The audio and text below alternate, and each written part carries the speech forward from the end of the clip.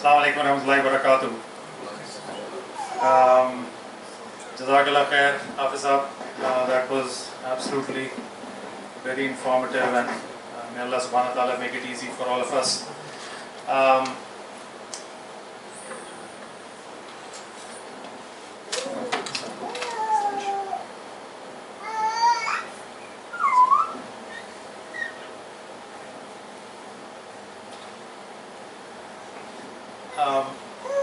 I thought that the best way to do this is to give you some idea as to what to expect from the logistical standpoint. What happens is, and mashallah, some of you who've gone for Hajj before must have seen that the logistical aspect at times is unknown. And then we are worried about that. We keep thinking, okay, what's going to happen next? How is the group going to handle this? How are we going to do this? What time are we going to leave for Makkah? What time are we going to leave for Medina? What time are we going to do Umrah? And the actual gist of the ibadah is lost in all this. So the idea is to make this, the logistical part, a little more familiar, so that it is easy for you to go there and concentrate on the ibadah, which is the main intention. But remember, my brothers and sisters, that my experience is not your experience. Your experience will be, mashallah, your experience. And even if you perform more than one Hajj, your two Hajj will not be the same. So this is just a guideline. And may Allah subhanahu wa ta'ala make it easy for all of us. But the idea is to just to familiarize yourself with some of the basics. And that is what my intention is. In preparation of Hajj, we've already covered the fiqh aspect of it, which Hafiz Saab has done very nicely. The second important thing is the sincerity. And Allah subhanahu wa ta'ala knows our intentions. Before you go for Hajj, make a sincere effort by repenting to Allah subhanahu wa ta'ala. Repentance from all sins, major sins, minor sins, whatever. Another thing that is very important to clear our heart is to resolve all outstanding differences.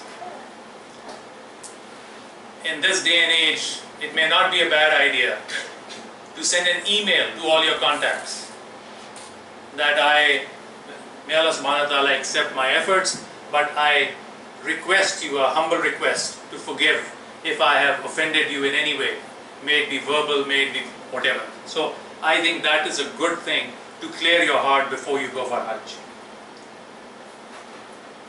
Next is, if you have a debt, ideally if you can pay it off, that's great, but to record that and make a notation of it and give it to your loved ones, because you never know. You will see when you go there, and most of you who've been there have seen it, that after every salah there is like 4 or 5 janazah.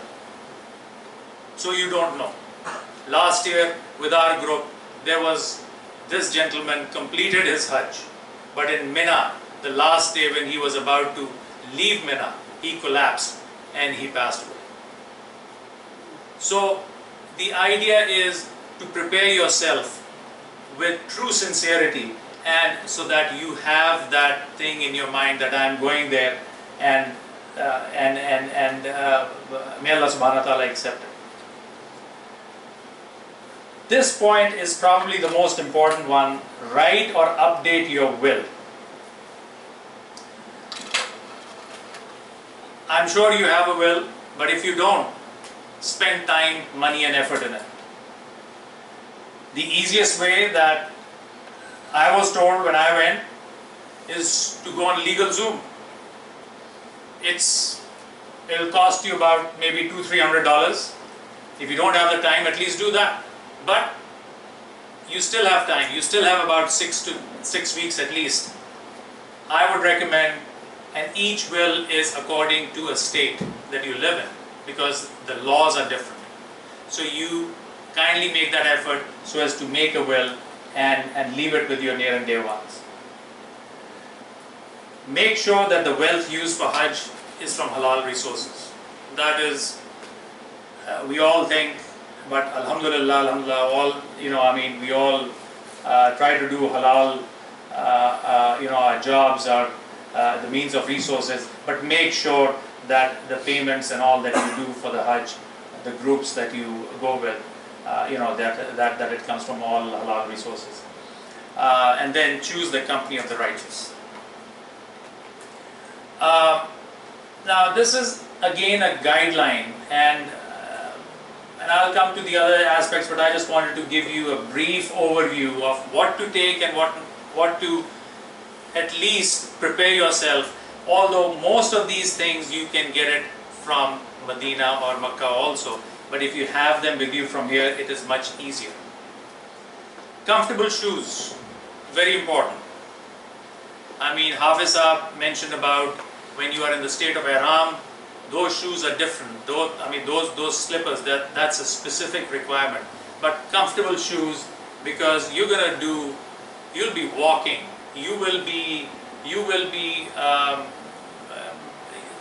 There may be delays. There may be times when you have to walk. The buses are just stalled there.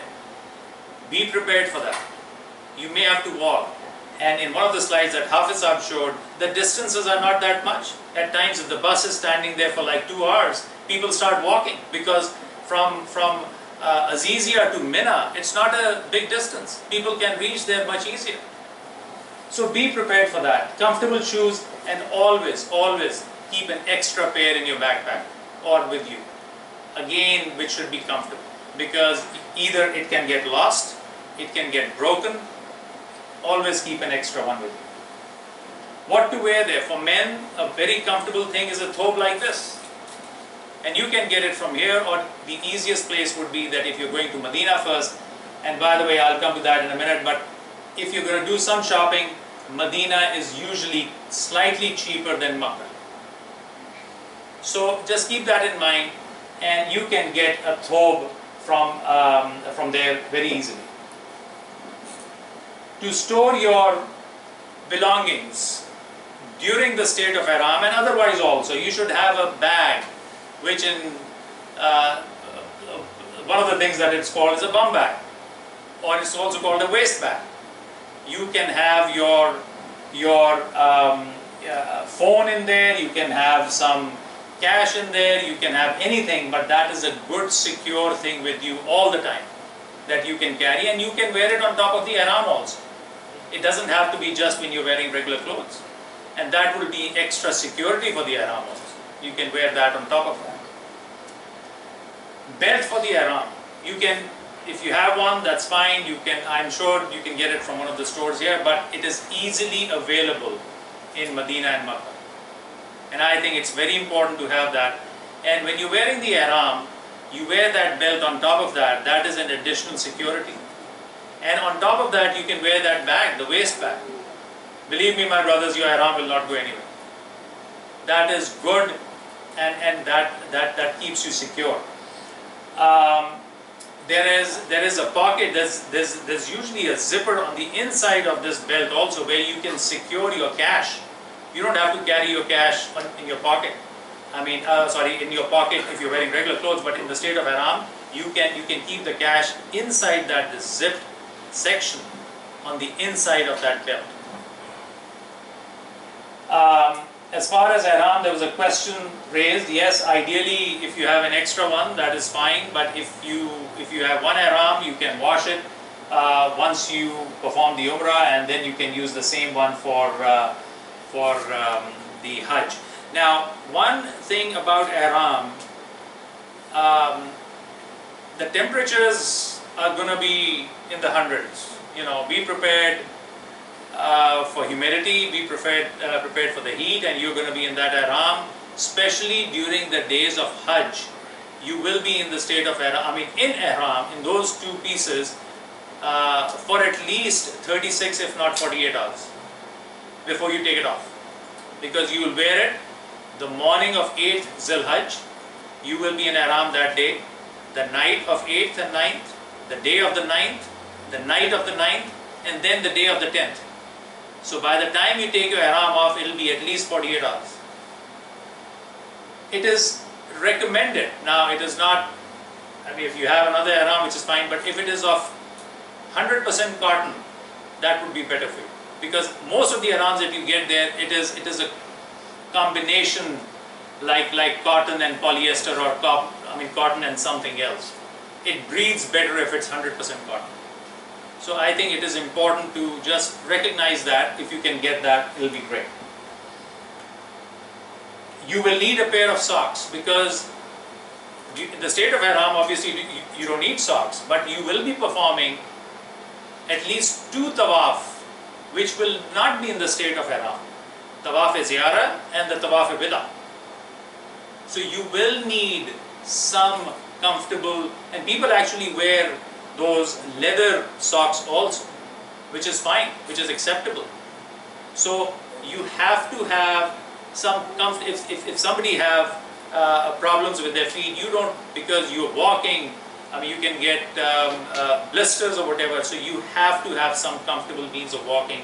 And you can take socks, you can take a good thing here, you can go to Walmart and take those insoles and then wear that leather thing on top of it. That is another thing that I've seen people do, and that protects your feet, especially when you're walking during the tawaf. You should have a bag for your shoes. That bag can be at the back. You can wear it as a backpack, and or you can just place your shoes anywhere in the masjid. That's fine. But actually, when you enter the masjid, Masjid Haram, they are actually giving you plastic bags also. So you can place your shoes in that and then place it anywhere in the masjid. But remember the box, which are usually numbered, where you place your shoes. Otherwise you will probably be looking for your second pair. I don't think that they allow bags for shoes or a plastic bag. Sorry? I don't think that they allow bag for shoes. No, they do. Carry. No. Inside the masjid, you mean? When you enter, when the police see you have a bag, No, they don't. No, brother, they allow. They allow very easily. They check it sometimes, but Yeah. they check it. But sometimes they say no bag, because Right. they're afraid that you are carrying something in the bag. Yes, brother, but you're absolutely right that may have happened, but in the majority of cases they allow that. They may check your bag, as you said, but they may not allow a cell phone of if you start taking pictures at times.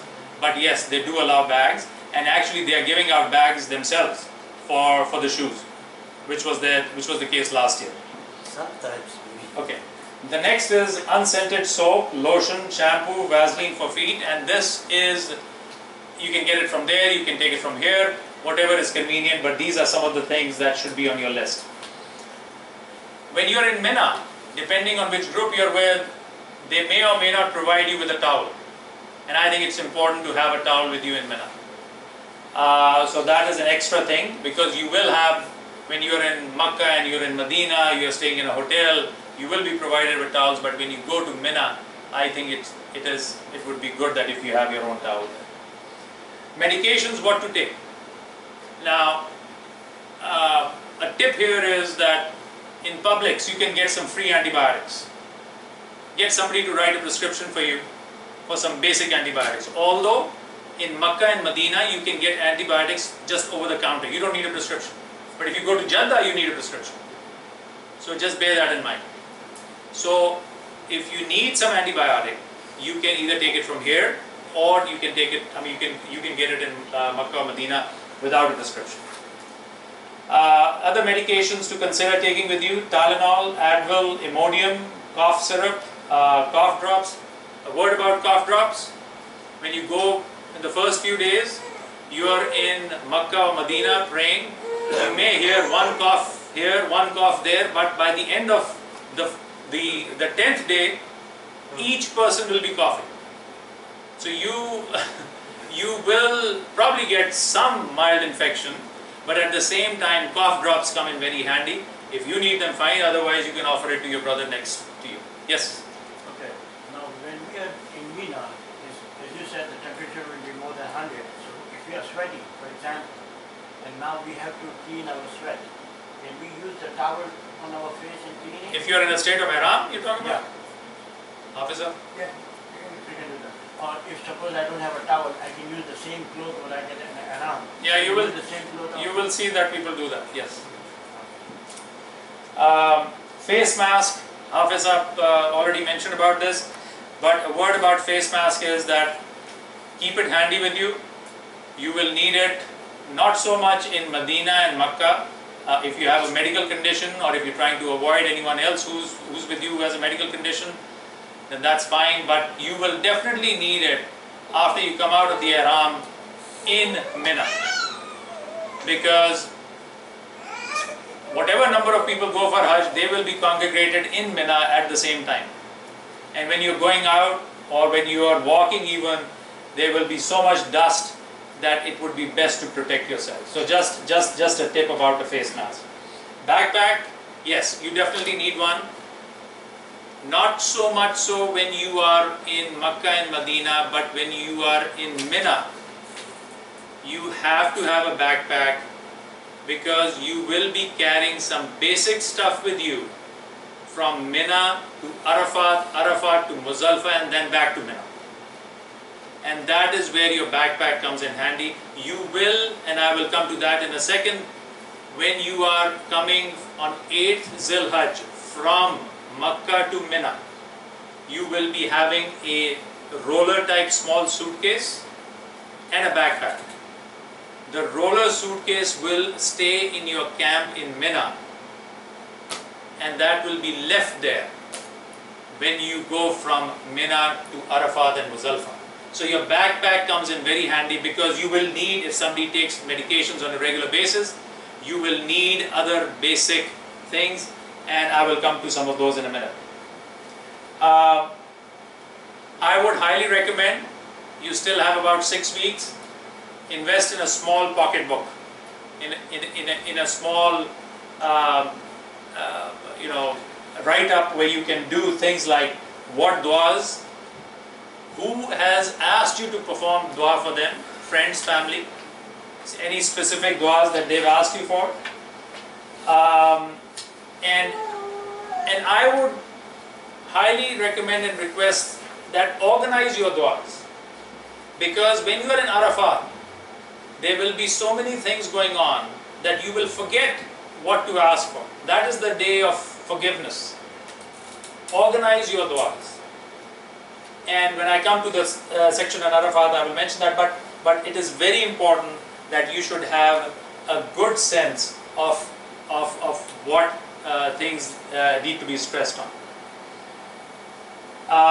Another few things, sleeping bag and blanket. A lot of people take a sleeping bag or any type of a blanket, especially this is during your stay in Muzdalifah.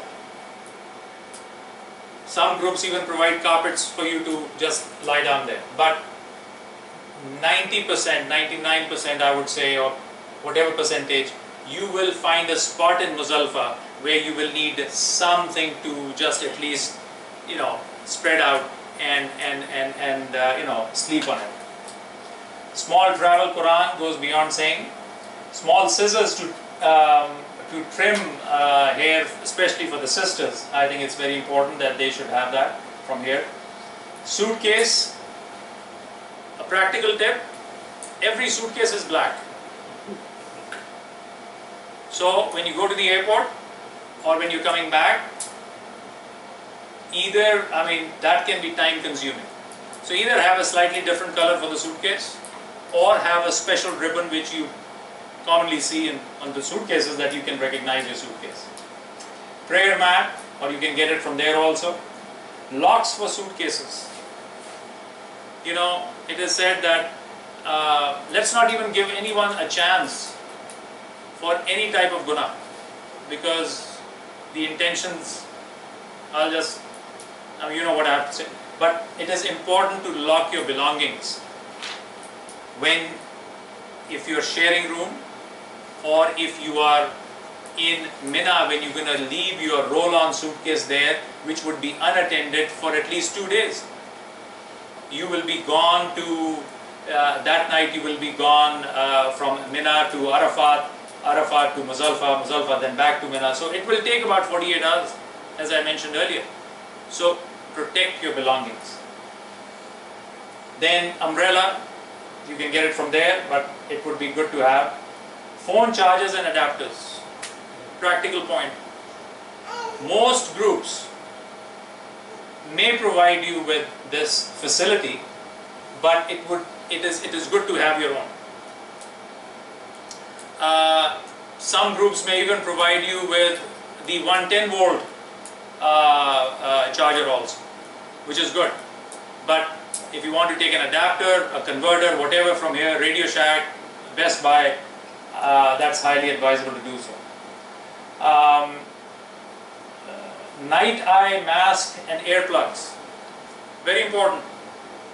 I'll show you how you stay in Mina, what a typical camp looks like. I have a picture of that, and you will see, and that happened to me.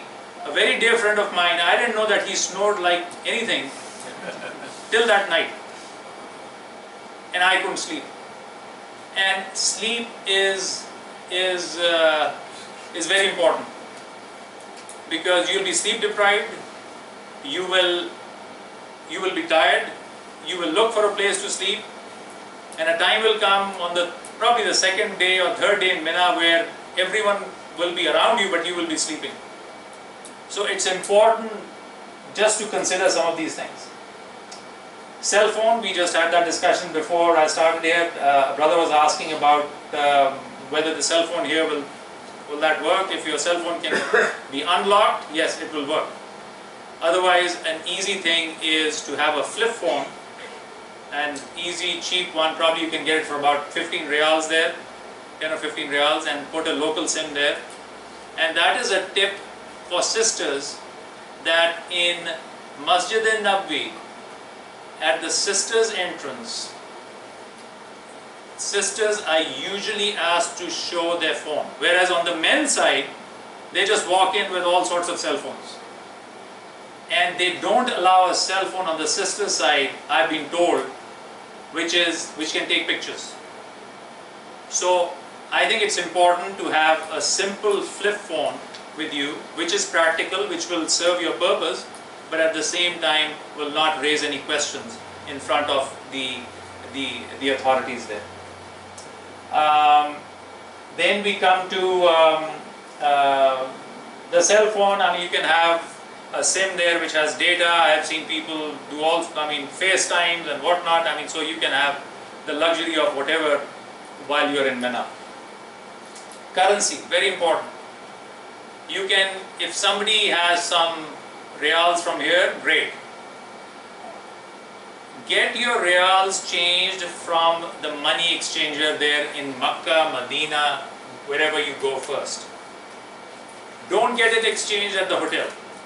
The average rate for $1 exchange is about 3.712 to 3.75 riyals. If you get it exchanged at the hotel, it will be like 3.5. So just keep that in mind.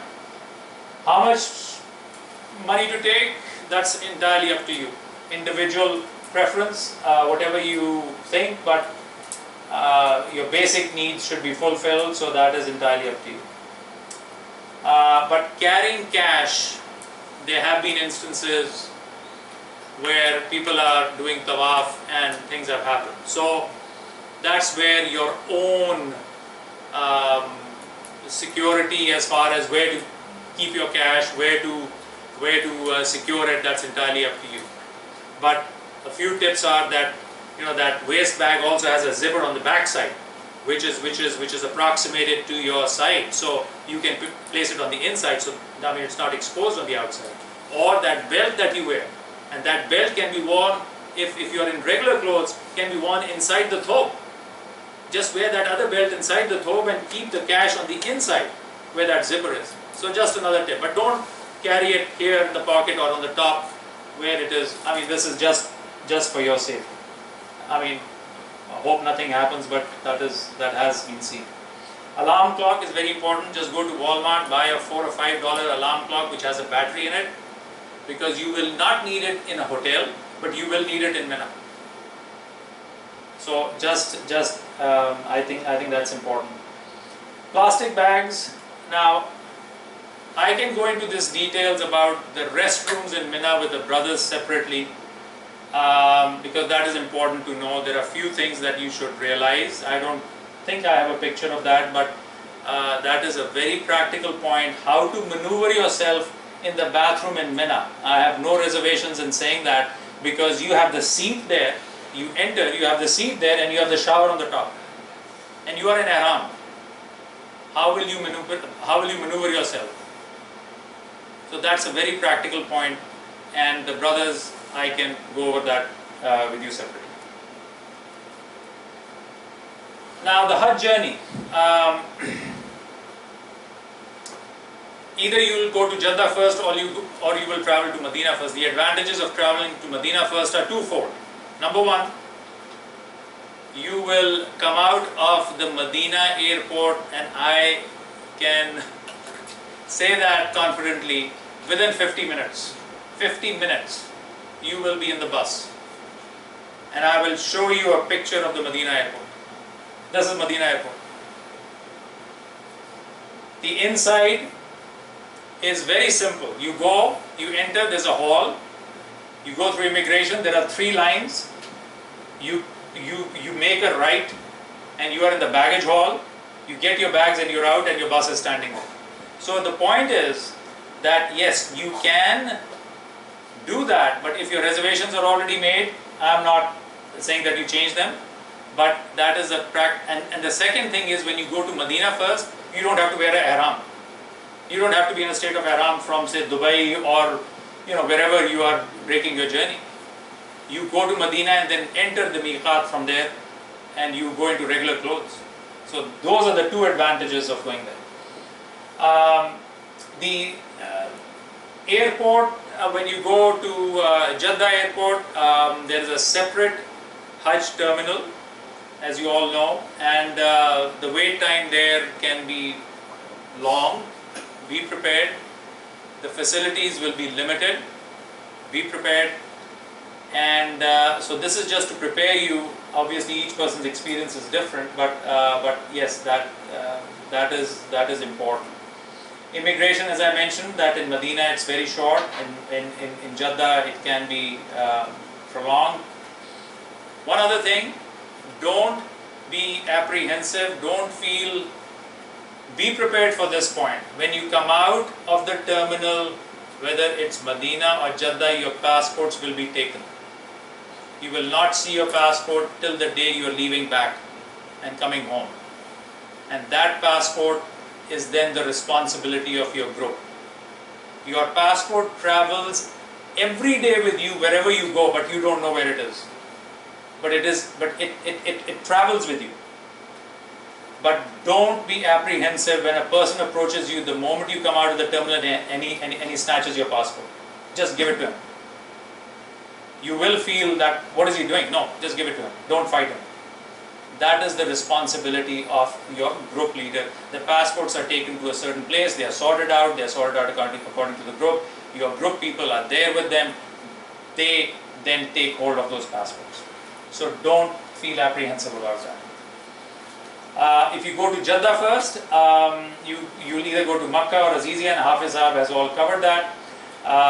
If you go to Medina first, you will be the ride from Jeddah airport to Haram is about, on a day when it's not a rush hour, when it's not Hajj, is about 90 minutes. But during Hajj season, be prepared, it can be anywhere 2 hours, 3 hours, 4 hours, depending. So, but it can still be 90 minutes, it can still be 2 hours. So But if you land in Medina, your ride from the airport to Masjid al-Nabawi is only 30 minutes. And most of the hotels are around the masjid. So you will check into your hotel and then you will, you can go for the namaz in the masjid. Now if you're traveling from Medina, or let me back up. If you go to Medina first, you will be going from Medina to Makkah for the Umrah.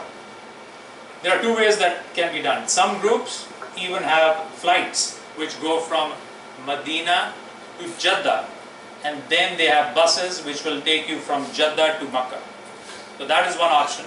The second option is that you go to Medina and then you by road you go from Medina to Makkah, and that is you go through the miqat that is outside Medina, which is called Dhul Hulaifa, and that is where you wear your ihram in your hotel in Medina, and you perform 2 rakats in that masjid which is at Dhul Hulaifa, and do your niyyah for Umrah, and then you travel to Makkah. The distance or the time that is taken to travel from Medina to Makkah on a day when it's not a rush day is about 4.5 hours. But I have heard 10 hours, I have had 8, 10, 7, 6, it can be any of the above. Then you perform Umrah, and I'm not going to go, Hafiz has already covered that. Hajj Tamattu versus Qiran, he's covered that. It is very important to keep the rest in your mind. It is very easy to get carried away in the first few days. Oh, I'm going to stay the whole night up. I'm going to do ibadah. Nothing wrong about that. I'm not discouraging you from you to do that. But remember, the actual days are still going to come. The 8th, 9th, 10th, 11th, 12th and 13th of Zulhijjah. And those are the taxing days, physically and mentally. So it is very important that you should take some rest. And you can divide your time of the rest depending on, usually people stay through the night in the masjid, or they go for tahajjud, they pray tahajjud, they pray fajr, they pray ishraq, and then they come back and rest. So I mean it is your individual preference. But rest is very important, and that is where your immunity gets lower and lower as the days go along, because there are so many people around you, and then that is where you get prone to infections. If you don't rest, your immunity goes low. So just remember that. After Umrah, get rest, regather your energy, concentrate on the ibadah, enjoy it. And now once you've done your Umrah, you have about 2 or 3 days either in Makkah or Azizia.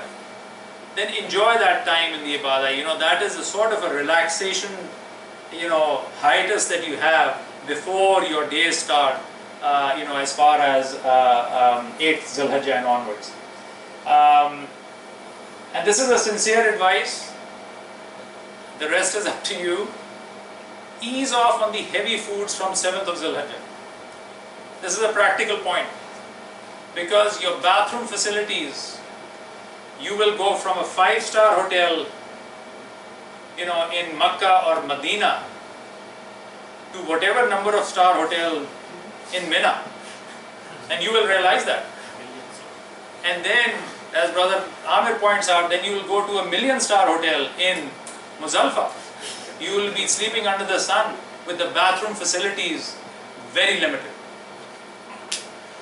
A good practical point here is energy bars. Okay, take them, from here, or if you get it from there, but that is a good resource of energy.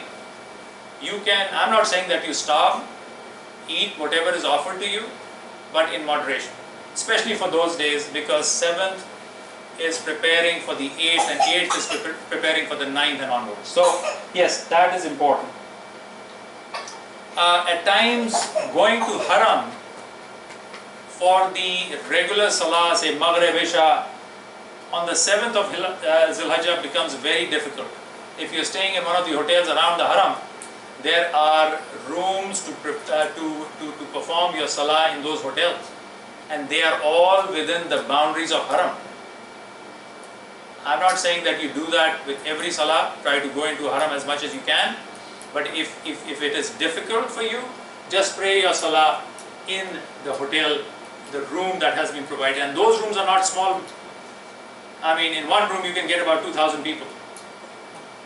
So remember that, if it comes to that, and if Jummah comes while you're there in Makkah, and if you're planning on going and, for the Jummah Salah, my sincere recommendation is don't come back after Fajr.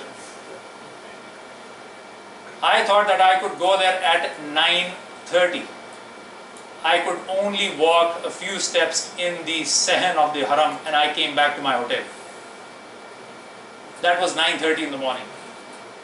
So my sincere advice is that go there as early as possible if there is a Jummah that comes during the days of Hajj in Makkah. Okay, we've gone through this. Now if you go to Medina first, this is just a picture of the Sehen of Masjid al-Nabawi, and these umbrellas are like, subhanallah, you will really enjoy them during the day, but the sight at night time is even more awing, where you just absolutely adore the sight. And these are when they are closed, the umbrellas. They were actually from Germany or somewhere, I was told that they are absolutely beautiful. This is the nighttime view. So, and I'll come to an important tip here for the brothers. This is the first row of Masjid al-Nabawi. This is the old masjid.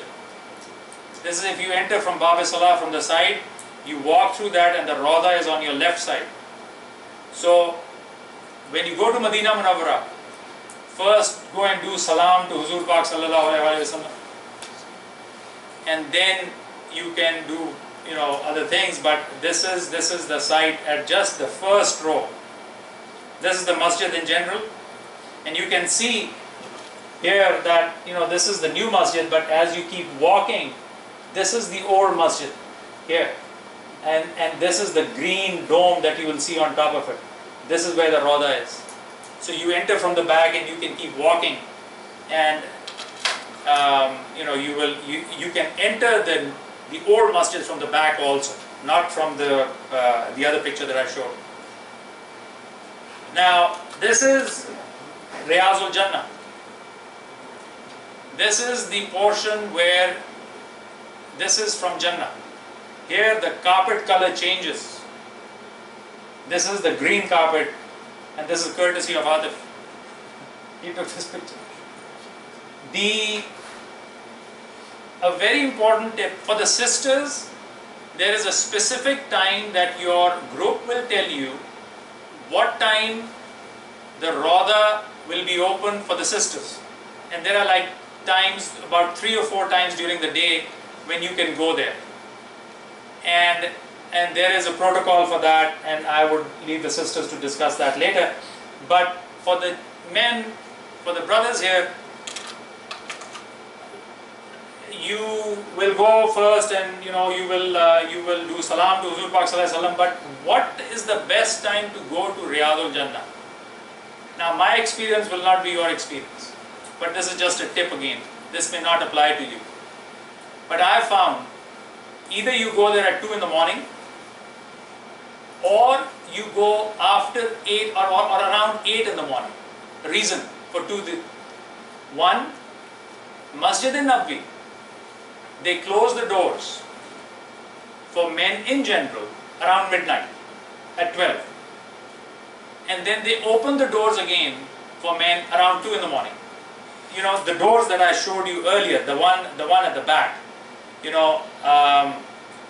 these doors at the back, I'm talking when you're approaching Masjid al-Nabawi. These doors open at 2, and when they open at 2, everything is empty. You don't see all these people, so you can walk straight from that door straight to where the Rawda is.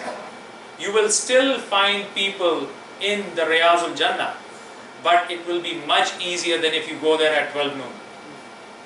The second time, 8 o'clock in the morning, the reason, everyone who has stayed the night in the masjid or has gone there for tahajjud, fajr and ishraq, they are coming back to have breakfast. They are about to take some rest, because that is a longer stretch where they can rest from after fajr till zohar, because after zohar the salah timings are very close. Zohar, asr, maghrib is just like a difference of 1.5 hours with, in between those salah. So that is a longer stretch. People will rest at that time. That is another time to go. Another time, another thing that I forgot to mention is Jannatul Baqi. That's the Qabristan there. They will open it after Fajr and after Asr. So these are the two times that I know of. They may be opening at other times. So that is where you can visit Baqi also, which is just next to the masjid. The ziyarah in Medina Munawwara, there are 3 ziyarah that usually groups take you to. One is Masjid al-Quba. This is Masjid al-Quba. That is the masjid where Huzur Pak Sallallahu Alaihi Wasallam said that if you make a perfect wudu and go to Masjid al-Quba and perform 2 rakats nafal, you get the credit of 1 umrah. So it is important to go to Masjid al-Quba, and your group people will take you there. The other ziyarah that they do is Masjid al-Qiblatain. This is a picture of Masjid al-Qiblatain, and this is the old Qibla. So this is, you will enter the masjid and you will have the Qibla in the front, but if you turn around 180 degrees, you will see this thing. So this is the old Qibla. So this is another ziyarah that they take you to. The next is the Maidan of Uhud. So they will take you there also. This is again Uhud. Now you come back to once, if you are in Medina or Makkah, then you perform Umrah, and this is just a night view. But you're all familiar with what Hafiz Sahab mentioned about the green light and Hajr Aswad. So Hajr Aswad is here, okay, and the green light, if you draw a line straight towards the masjid, you will see it on the wall. So that is a good reference point, and that same green light, for example, you're doing tawaf not on the first level, on the second or the third level, there is a green light on the second and the third level for you. And believe me, I mean, it is a longer round on the third level, but it is more pleasant and more easy to perform on the third level. I can tell you that if you have the energy, alhamdulillah, think about doing that, because down in the main level, I mean in the main sand, you can do the tawaf, but at times you will be pushed and pulled so much that you may not be able to concentrate on the ibadah. So just that is just, yes. Ji. So this is the boundary for Hajr Aswad. This one is Rukn Yamani, and between Rukn Yamani and where the green light or the Hajr Aswad is, Huzur Pak Sallallahu Alaihi Wasallam, the preferred dua is Rabbana atina fid dunya hasanatan wa fil akhirati hasanatan wa qina azaban nar. And once you reach the Hajr Aswad, that's when you stop and then you start praying whatever you have to. But that is the Rukn Yamani, and this is Hatim. If you perform 2 nafal in Hatim, that is as if you're performing nafal in the Kaaba, because this used to be part of the Kaaba at one time. Kaaba was built and rebuilt, and at one time Kaaba was rectangular, as you all know. So this was part of the Kaaba, and that is what the thawab is, that if you perform 2 nawafil there or a nawafil there, that is the credit you get. Where is the Maqam Ibrahim? Yes, I was about to see, actually exactly, I was looking there, but I don't see it in this picture. But Maqam Ibrahim is somewhere here. Okay, so Maqam Ibrahim, in the days when it is non-Hajj days and not that much rush, you can easily perform two rakat after you perform, I mean during Umrah, behind Maqam Ibrahim somewhere here, but Maqam Ibrahim logistically is somewhere here. But in the days of Hajj, and you can, when you are performing tawaf in the upper levels, you can easily, look for Maqam Ibrahim by just looking down and then, pray in that general area. Although if you pray anywhere, Allah subhanahu wa ta'ala knows best. This is just the nighttime view of, the high rises that you have around Haram. Now we come to the 8th Zulhajj, and the travel time from Makkah to Mina. Now we are going from Makkah to Mina. Mina, you have to be there in Mina before Zohar. So the travel time can vary. It can be, the usual travel time is not more than 10 to 15 minutes. But the average time in a bus, if it is reasonable rush or whatever, is about 45 minutes to 1 hour maximum. But it can be longer, so be prepared for that. Arrival in the Mina camp, and I'll show you that in a second. In Mina, you have to perform 5 salah, and Hafiz has already alluded to that, so I'm not going to get into that. It is very important that you should familiarize yourself where your camp is in Mina. I'm just talking about the logistics. It is very, very important, because you may go out for something, you can easily get lost. You should know the general location of your camp, and there is usually a number on the outside. That number helps, but you should pick up other landmarks around your camp. Where I was staying, there was an Al-Baik next to it, which is like Kentucky Fried Chicken chain in Saudi. So, I mean, you can pick up anything that you want, but the first day that you go there, please kindly familiarize yourself with the general outlook of your camp. If you are in the proximity of the Jamarat complex, that's good. If not, the US camp is about 45 minutes walk, which is almost at the border of Muzdalifah. So you will have to walk there for the and the European camp is also there. I have put this in the caps. In the tent, be prepared and make yourself comfortable. That's relative, but this is Hajj. So your level of comfort there is probably going to be different than your level of comfort in your Alpharetta home. That level of comfort, be prepared for that. This is what I'm trying to, so that you can concentrate on your ibadah. There will be things that you will notice that you may or may not like, but that is something that I'll show you in a second also. Again, the food intake we talked about. Engage in supplication and avoid extra conversations. A lot of people, do different things, but just concentrate on your ibadah. Restrooms. Again, you are coming from a 5-star setup. Mina restrooms are not what they are that you would want them to be, but this is Hajj, so be prepared for that.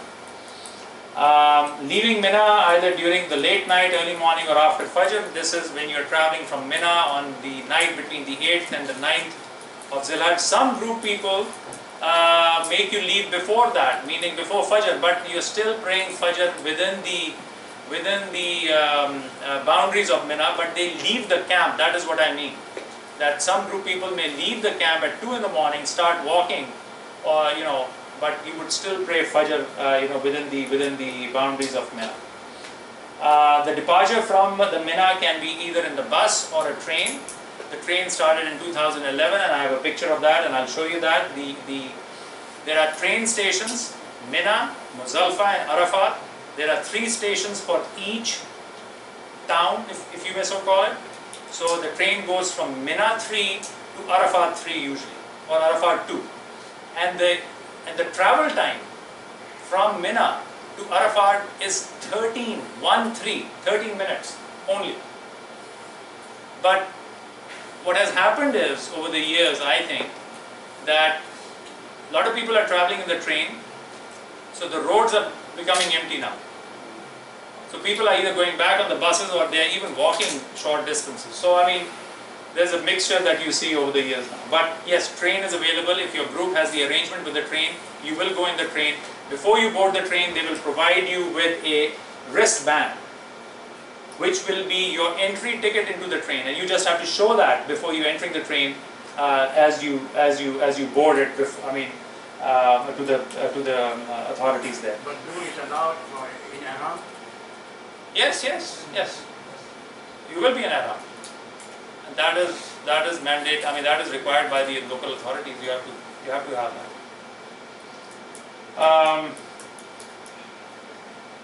Wristband I talked about. Travel time in train, and then now it depends that how far your camp is once you go from Mina to Arafat.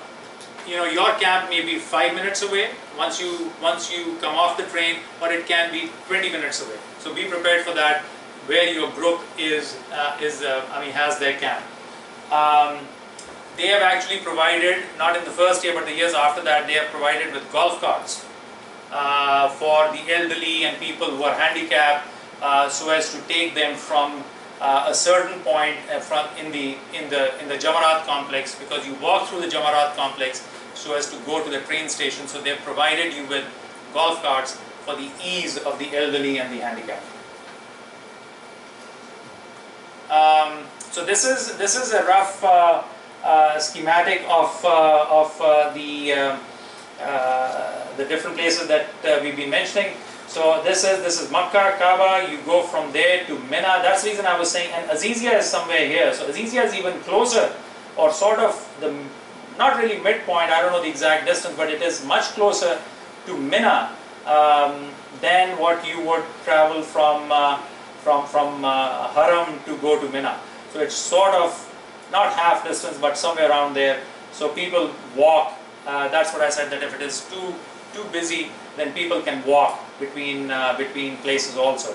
And then you go from Mina, the top line, you go first direct to Arafat, and then on the way back you come to Muzdalifah and then Mina. So this is just a schematic of how things flow.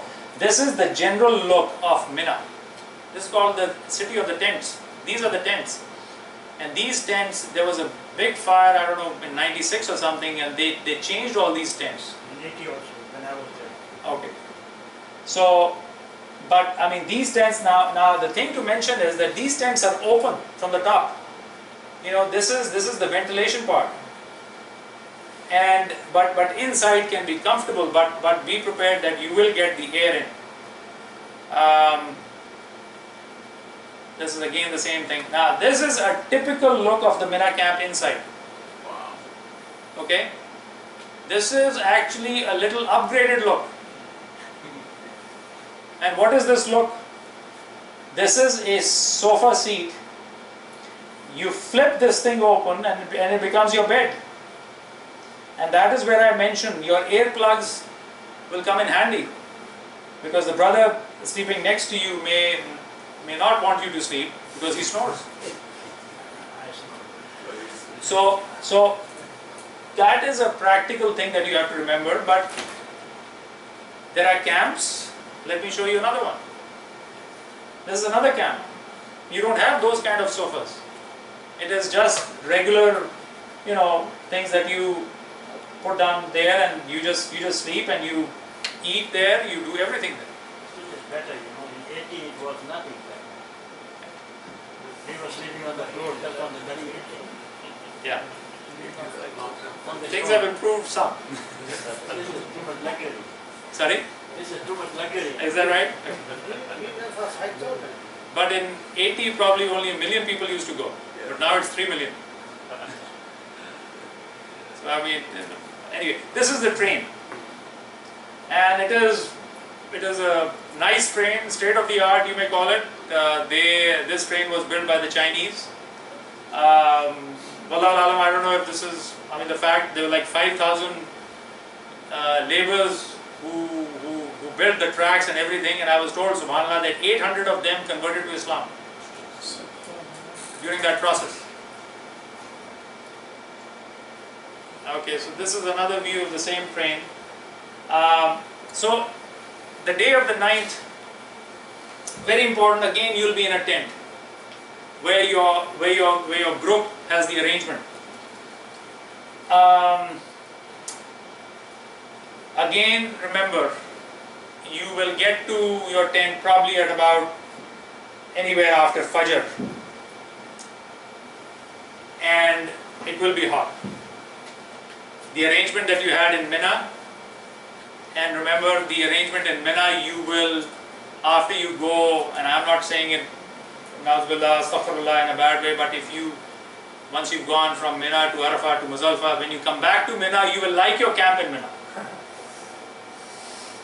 You will really like your camp in Mina. Okay? So that, I will leave it at that. Once in Arafah, and I know somebody in the crowd who did that, mashallah, Hafiz Saab. He ventured going from the camp to Jabal Rahmah. You can do that easily. I am not discouraging you from doing that. But two things. One, mark your territory where you are. You can easily get lost on the way back. You will have all the jazba and the josh to go there initially. You will get there in no time. But on the way back, you have to be very careful where you are coming and where you are going. And secondly, you know, you have to, there is the thing about the face mask in Ihram, but I mean, that comes in very handy if you can wear it, but that is controversial, so I would leave it at that. Is it necessary to go there? Sorry? No, it is not. It is not. But I am just saying that if you do plan on going there, Masjid al-Nimra is close to it, and Jabal Rahmah is there. A lot of people go there, but again, it is entirely up to you. But the logistical tip is, remember where you are again as you mark your territory in Mina. You should know exactly where you are in Arafat also before you are going out and venturing, going out and then coming back, because you can get lost. So how much time it takes from 10? Hafiz Saab, how much time did it take? I think you left at 10 in the morning, came back at 4 in the evening. So, 6 to 8 hours. 6 to 8 I hours. mean, it takes 1 hour, one and a half hours. Yeah, but he stayed there in the masjid. All I'm saying is It's that difficult to find place in Masjid al-Himma. But if you want to visit, we can visit before the Hajj time. depends on your group. Depends on your group, because those areas can potentially be restricted. I don't know. I don't know the answer. And then again, offer Dhuhr and Asr Salah together, as Hafiz Saab has mentioned. Again, a very important thing, as Hafiz Saab also mentioned, you know, I don't understand Arabic. So, most Imams are praying in Arabic. You don't get the impact, you don't get the inner satisfaction. So, go out of your tent, look up a place where you can just concentrate. It should be, you know, find a shade, although everyone will be finding a spot which is shady. But find a spot and then just go out and pray. And because this is the time to pray after Dhuhr. I mean, that is when after the Zuhr and Asr Salah. So that is something that you may want to look in the morning to find a place where you will potentially go and pray outside the camp. And you don't offer Maghrib Salah there. You leave before, after Maghrib, but you don't pray Maghrib, as you know, and then you depart from there. And now what you're doing is you're coming from Arafat, you're coming to Muzdalifah. This is a picture of Jabal Rahmah.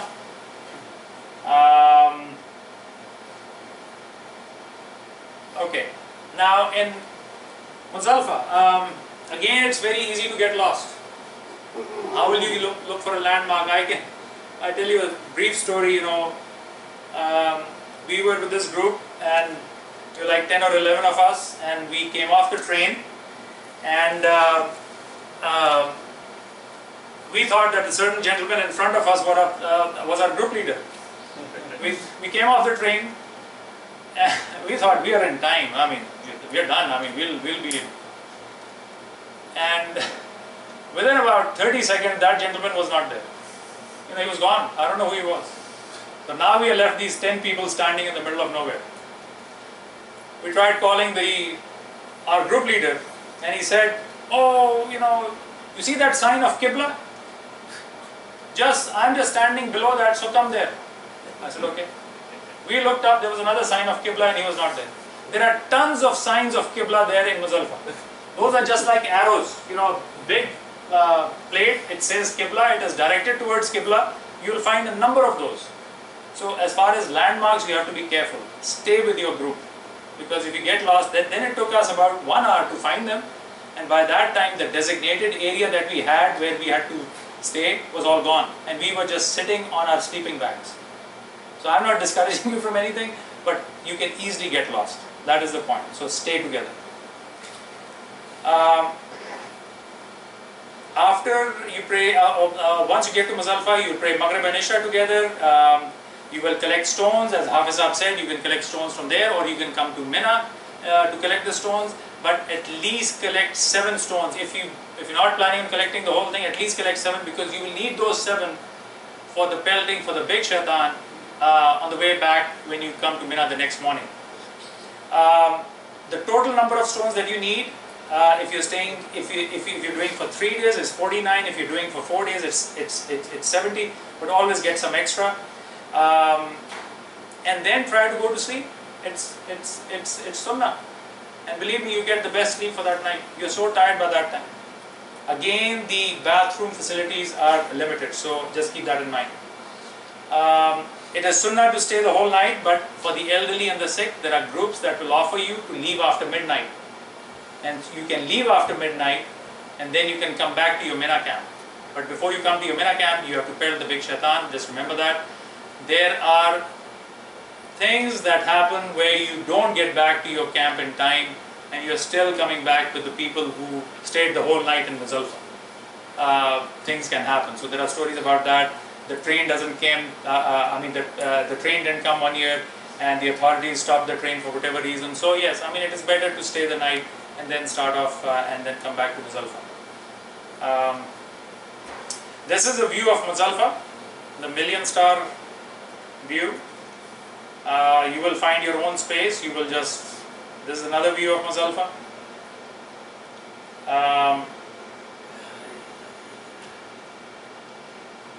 Then coming back to Mina, the sacrifice you'll have to check with your group. It is not essential that you will know exactly when the time of the sacrifice is. So you will have to check with your group. Shaving and coming out of ihram is the next thing. But at that time the Hajj is not done. You still have to do Tawaf Ifadah. And it depends on your group when they will take you. They can take you the same day. They can take you the night between the 10th and the 11th of Dhul Hajj, or they can take you the morning of the 11th. A practical tip for the brothers, although I have seen brothers and sisters both do this. There are motorcycle boys who are available in Mina. You will find that the traffic is so bad that it will take you like 4 hours to come to Haram, because everyone is traveling that way. But you pay 100 riyals, that's the rate, by the way, that's the going rate for those motorcycle boys. They will take 2 people on that motorcycle and take you just to the door of the Haram. You do your Tawaf Ziyarah and you come back in 1 hour. Huh? And they will, and it is not like, they may stay for you there, or they may say, oh khalas, get another one on the way back. But that is one way that a lot of people do it. I'm not suggesting you do it, but that is something I thought I would mention. Again, you have to engage in ibadah. Once you come back from Arafat and Muzdalifah, don't think that your Hajj is over. You still have to do ibadah. You still have to engage in your Mina camp. There will be some lectures going on still. You have to, strongly encouraged to attend all that. You may be there for 2 days or 3 days or 4 days. 2 days, or a total of 3 days or 4 days in Mina, and then you will leave, and then finally is the Tawaf Wida. The important thing to remember with Tawaf Wida, as Hafiz Saab said, 1, there is no sa'i, and number 2, do not do any business, any transaction after your Tawaf Wida. If you have to buy something, buy before your Tawaf Wida. If you have to go and do any type of currency type thing, do it before that. Once you do Tawaf Wida, just leave Makkah. And one dua that you should always make, that may Allah subhanahu wa ta'ala make me come back here very soon again at the time of Tawaf Wida. So this is again the same thing. A few practical points. This is the Jamarat. This is one of the shaitans. They've changed the shape of the shaitans now. They used to be pillars, and people used to pelt from one side to the other. I haven't seen that, but now it is very protected in a way. You know, you have this big wall. There are 3 walls like this, and let me show you this next picture, and you will have an idea what I'm trying to say. The Jamarat complex is a 4-level complex. Actually, ground 1, 2, 3, 4 level. And this wall that I showed you goes from the ground level all the way up to the 4th level.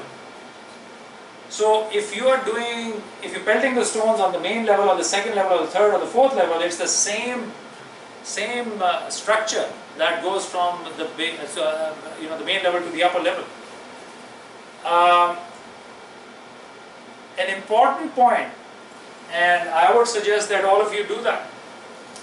You are approaching the Jamarat, this structure from, this thing is dying up. You're approaching it from here. You're walking towards the structure. It is an oblong structure. It is not like a flat on the side. So it is an oblong structure. It is kind of oval shaped. Imagine it's an oval shaped structure. So you have this side which is close to you, and then you have the side which is this one here. Everyone congregates on the front. You know, they go there and you'll see the most, you'll see the jazba there. That the way they are pelting stones, shoes or whatever. Try to avoid that, especially with the sisters. Try to avoid that. Make a circle and come to this side. And when you come to this side, you'll 90% of the time you'll find it empty. And you can go very close to the structure and then do it and then move out. So a lot of people try to do it when they are approaching it, but try to avoid that because that is for your safety and the sisters that are with you, and try to do it from the other side. This is the complex, as I mentioned. All the 3 shaitans are there? Yeah, all 3 of them are in there. This is the nighttime view of Mina. And to me, this is like a freeway in there. I mean, look at this. There are people that I know who got lost in this complex, and you're one of them, for 3 to 4 hours at a time. Because if you miss, again you have to know. Now this is not for the first day, because you are with your group when you're coming back from Muzdalifah, you are with your group. The 2nd or the 3rd day you want to go on your own after Zawal to pelt the stones. My sincere advice, if you're going for the first time, go with your group, stay with your group, because they know how to get you back to the camp easily. But if you want to do it on your own, then mark mark some landmarks, how to get back. And this is what I meant when I said that, you know, this is, if you see this red is that Al-Baq thing on the right. Okay, so the Jamarat complex is in front of it, you know, on this side. So and our camp was somewhere in these. So that was a landmark that I have to go back to Al-Baq so as to go back to my camp. So pick up anything. This is just one example. Then you'll come back for Tawaf al-Wida, and that's it.